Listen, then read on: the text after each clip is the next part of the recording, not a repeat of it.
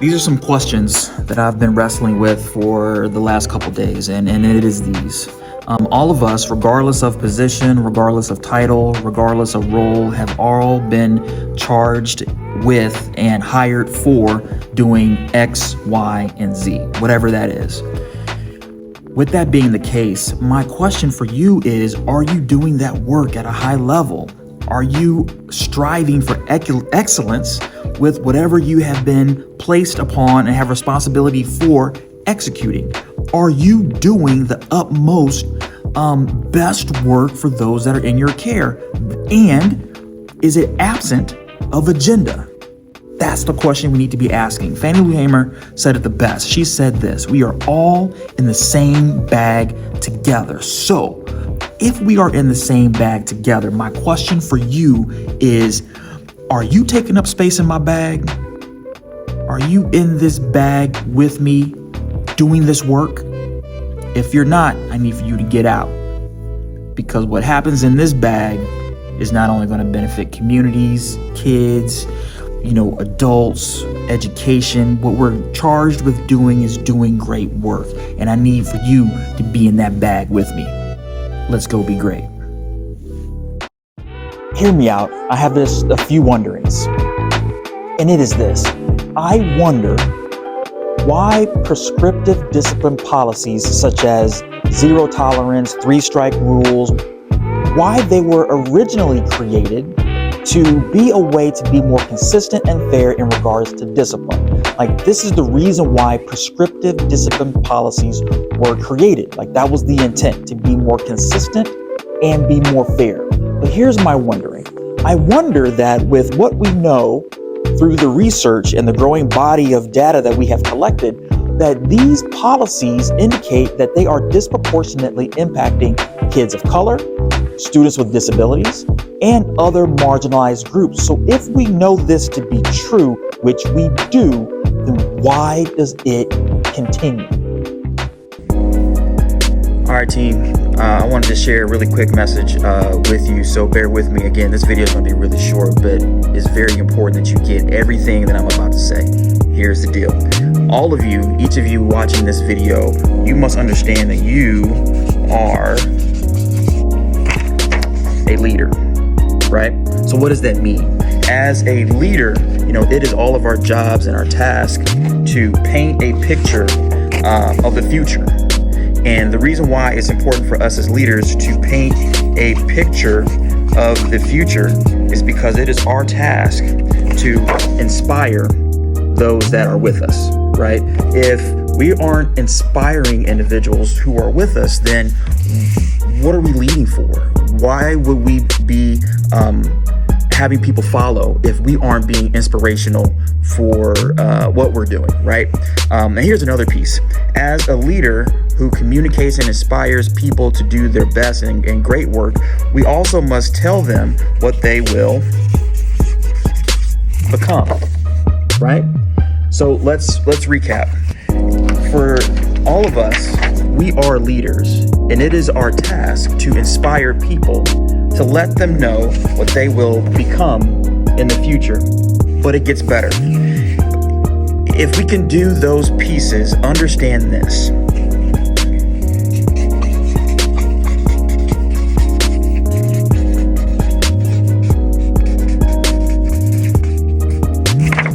You can do hard things. Let's go, team. It'll be great. Hey team, this is Daryl Diggs, and I wanted to just share with you just some thoughts as I finish up my session on the Work-Life Balance Summit that we just had today. And so these are just some things that just resonated with me as I was cleaning up my space and also narrowing down my notes. And I want to share 3 things with you. The first one is this: we must be thoughtful about renewing our perspective. Many times we have a perspective of the world that may be clouded, right? As I'm wearing glasses right now, unless I clean off my lenses, with my cloth, or with the particular spray, I may be clouded in my vision of the world, which will then taint my perspective of how I receive people and also how people receive me. That's the first thing. Renew your perspective. The second thing, hey, release your past. All of us have baggage. We're always carrying something from where we've been, what we've been through. But in order for us to march forward and to do our greatest work, we must release the past. Now, let me read this small passage. We must let go of old patterns. We will never be able to lead in an empowering way if we're holding on to some old stuff, our old self, old baggage. So that's number 2. The third thing I want to impress upon you as we're being really conscious about our space is to remember our purpose. An influential mentor and speaker once said that we must use our pain as a platform to then build upon our purpose. But what I also would like to extend is to be able to remember why we're doing what we're doing and also where we're going. If we lose sight of the horizon, we will be stuck in a ditch. So let me just read this small passage. If we drift away from our purpose, that means that we have lost sight of what we're doing. And if we have lost sight of what we're doing, then we're just going to be walking around in a fog, not being able to be our best selves for each other and be leaders, right? So again, 3 things. 1, renew your perspective. 2, release your past. And then 3, hey, remember what we're doing, right? Remember the purpose. Stay true to you. Go be great. Peace. Yo, good morning. Hey, I was recently asked, hey, what do you have on deck today? What do you have planned? What is going to be on the agenda today? I said, hey, listen, the goal today is just to raise our level of consciousness, right? Help people become better people, right? Help better people be exceptional people, like help exceptional people just be masters, right?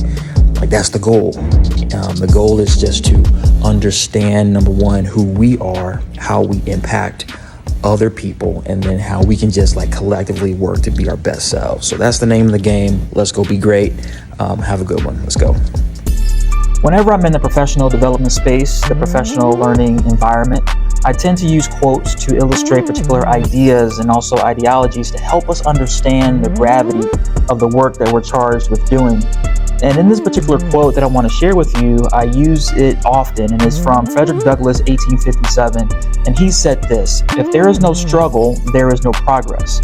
Those who profess to favor freedom and yet deprecate agitation are men who want crops without plowing up the ground. They want rain without thunder and lightning. They want the ocean without the awful roar of its waters." And again, this is Frederick Douglass, 1857. And in this particular quote, we have to be really thoughtful and conscious about what is necessary for us to do this hard and important work, right? If we're talking about diversity, we must understand that we must talk about all levels and hues of diversity. If we're talking about equity, if we're talking about inclusion, for those of us that really are steeped in dignity and belonging, to do this work and to have this level of conversation is going to take the productive struggle. It's going to take the good trouble to really make this work for all of us.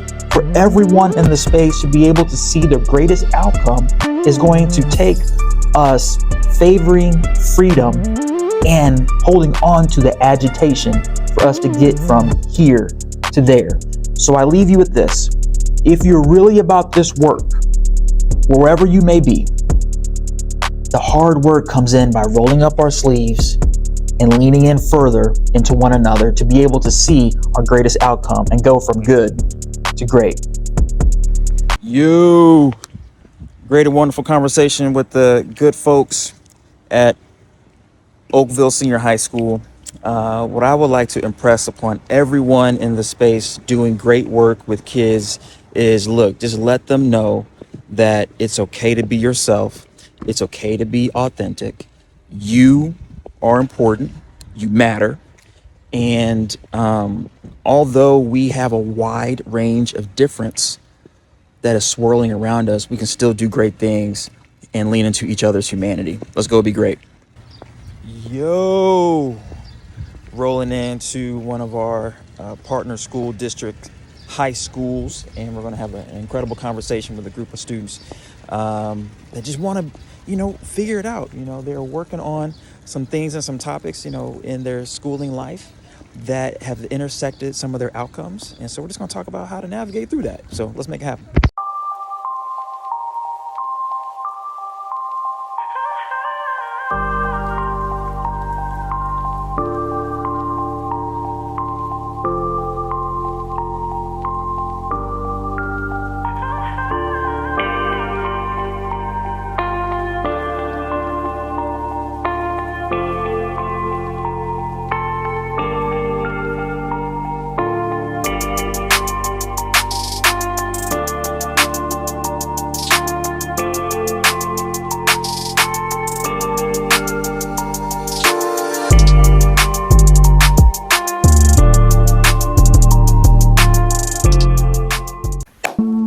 Here we go, team. First of all, my name is Daryl Diggs. I'm excited to share with you an incredible opportunity to just level up your game, whether that's in your professional life, your personal life, or in the spaces in between. But let me ask you a question. Have there been moments where you have felt the plate of our lives have grown so much, expanded so much, and now all of the demands of work and life have bled over to the size of the plate? If that is you, I need for you to click the link and jump into this amazing summit that's going to be October 21st. Don't miss it. It's virtual, right? I'll be there along with many other friends of mine speaking about this important topic of work-life balance. So jump in, don't miss it, don't hear about it, be about it. We're going to talk about strategies, structures. Hey, what would it look like for us to really understand and wrap our minds around perspective and mindset when it comes to this very, very important topic of work-life balance? Team, don't miss this thing. I'm telling you. If you haven't clicked on it, click on it now. And then after you have clicked and registered, send this to somebody else, because I promise you, the whole work-life balance piece is something that we all wrestle with. And I'm excited to be with you to talk about how I'm making that work for myself. See you soon. All right, here we go. Listen. Do me a favor. Sit down.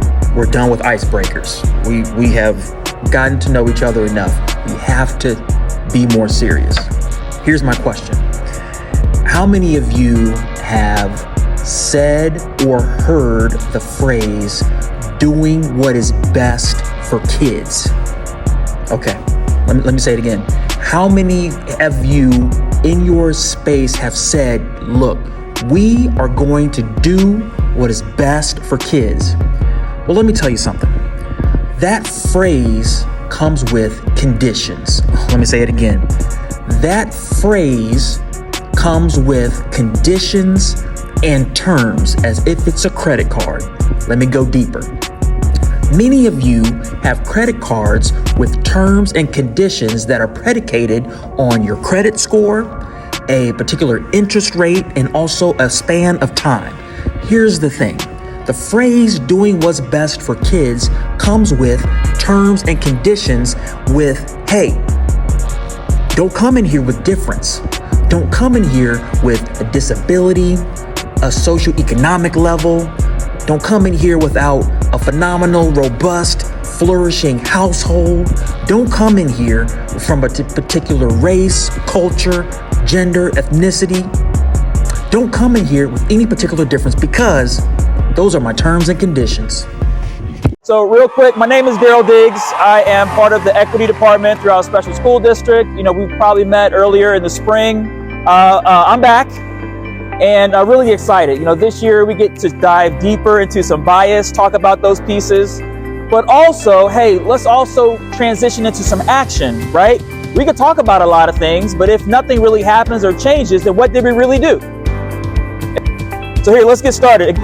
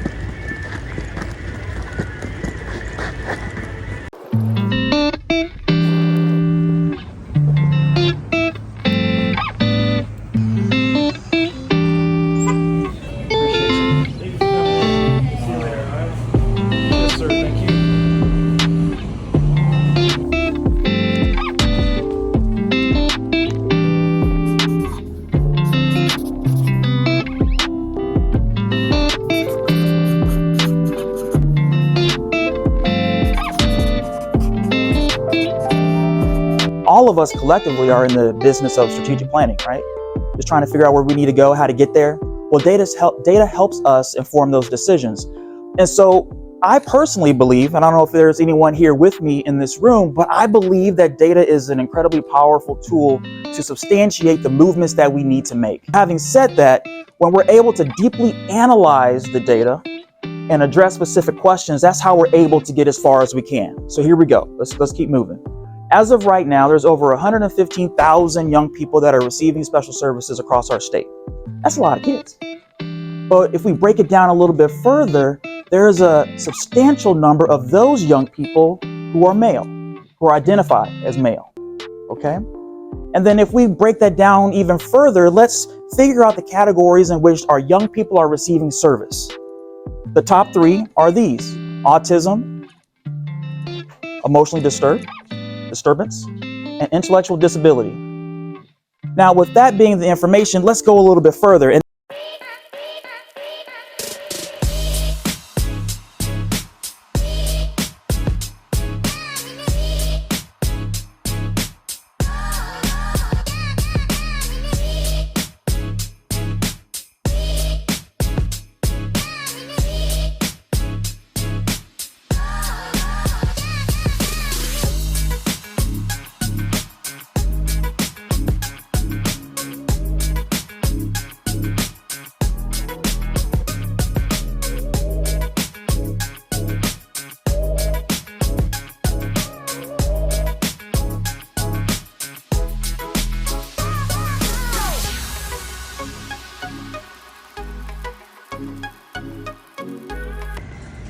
All right. The Diggs boys were not playing today. Let me show you what I got. I got a basketball for my youngest. He's doing his thing. Then I also got one of these for all of us. It's about to go down. It is an extreme honor and pleasure to be with you this morning to have a deep conversation next, to be able to wrestle with a topic that may seem really difficult for some, easy for others, but it's actually important no matter where we are in this journey. So having said that, just a little bit about myself and also where we're going to go today. Throughout my experiences in education, I've been in rooms and conversations with folks that unfortunately do not believe that all kids can succeed. But then I've also been at tables and earshot of folks that believe and understand and know that the passion of our future lies within all young people, regardless of their socioeconomic status, their living condition, or the experiences they have to find themselves in. All kids can learn how to lose. Yo! Hey, good morning to everybody. Hope everyone's having an incredible day and they are setting themselves up for their future success that will happen on today. Hey, so what's going to be today's work? Today I have a meeting, and then I have another meeting, and then I'm setting up for some future opportunities for my equity teams, a summer development, and a few other pieces. Something that's on my mind right now is the word performative, right? You ask yourself this: whatever you're setting up and planning for today, is it in respect to, as if you're walking alongside and supporting the work, or are you doing something just to check the box and say that you did it and it looks great for it to be disseminated across the masses, right? Are we doing something to, check the box, or are we like, yo, let's change the game and be great? Let's do it. Yo. Hey, good morning, everyone. This is another just ride and conversation, ride and message. What's on my heart today to speak openly about is this. And again, these videos are going to be really short. I just want to have a conversation and just get you started on your day. So the word of the day for today is satisfaction, right? Like, what is it to be satisfied? What is it to feel satisfaction? What does it look like to satisfy others? And again, I want to use that word in the context of your day-to-day work, whatever that may be. Also, what you happen to participate in with other people. And so, in the context of work. And so, when I think about the word satisfaction, for me, it's hey, what is that feeling that I feel to know that I'm fulfilled, that whatever I'm doing has meaning, whatever that I am participating in is benefiting others. That way I am not only maybe satisfying my own need, want, and curiosity, but I'm also satisfying others so that they feel like they also have meaning. But the issue of satisfaction, I believe, is this. Is it possible to want to be satisfied and you put that burden on other people? And as you're putting that on other people, you are then finding yourself in a position to where like, hey, I'm setting myself up to be let down, right? Like, am I putting a high bar of satisfaction on others that cannot be fulfilled? Is that possible, right? And so as we talk about satisfaction, I want to encourage all of us to think about it in this way.